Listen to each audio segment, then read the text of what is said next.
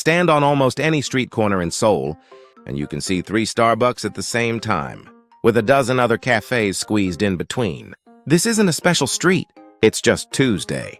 Korea has over 100,000 coffee shops. Seoul alone has more than 17,000. More Starbucks than any city on Earth, New York included. It looks like a quirky cultural fact. It's actually one of the clearest windows into the Korean economy. I know, and it hands you a brutal investing lesson. Quick context, I spent 17 years as a project manager, building automated warehouse systems, replacing manual labor, with systems that run on their own. Now I'm on a 1-year sabbatical, raising 3 kids, living off dividend cash flow. Hold those 2 facts. They're about to collide. Most people think it's pure demand. Koreans do drink around 405 cups a year, way above the global average. But the real driver is structure, and there are 3 pressures. 1, forced self-employment. A lot of Koreans get pushed out of their careers in their late 40s, long before they can retire. Severance in hand, no job, no specialized skill. So they open a franchise cafe where the head office hands you a manual. Low barrier, default second act. To the real estate trap. Every new building's ground floor fills with a cafe. Landlords avoiding empty units and owners wanting a cheap start. Meet in a self-reinforcing loop. 3, a red ocean. After rent, royalties, labor, and platform fees, there's almost nothing left. The average franchised cafe earns about $158 million, a year in revenue. Most of it evaporates into costs. The front line is where margins go to die. Through an investor's eyes, one principle falls out. Never invest at the most competitive tail end of consumption. Coffee demand rises, so cafe stocks must rise is a trap. The barriers are so low, a cheaper rival appears overnight, and these businesses have zero pricing power. As a PM, I'd never sign off on a vendor that can be undercut tomorrow.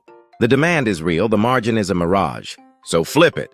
Instead of 200 million won for a physical cafe in that red ocean, open a virtual cafe in the market that pays you every month. Here's where my 2 facts collide.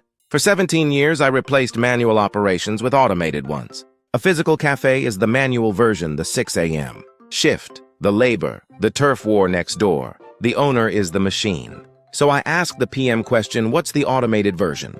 For me, it's QQQI, an ETF that tracks America's top NASDAQ names. While paying high monthly distributions through a covered call strategy, I treat it like a project milestone 1,000 shares, a fraction of a cafe's cost. And every month, a dividend worth hundreds of cups lands in my account unmanned. I spent my career automating work, now I'm automating cash flow. And in Korea, sheltering that income in an ISA keeps the tax low so it compounds. But I never sell a fantasy. A covered call ETF pays that fat distribution by giving up some upside.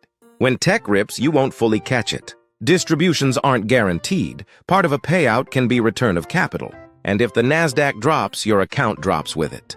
I didn't escape risk, I traded one risk profile for another. Read the structure, know what you're giving up, then decide. So next time you pass a beautiful new cafe in Korea and think, maybe I should open one, swap it for, I'll buy a coffee there every day, paid by the dividends in my account.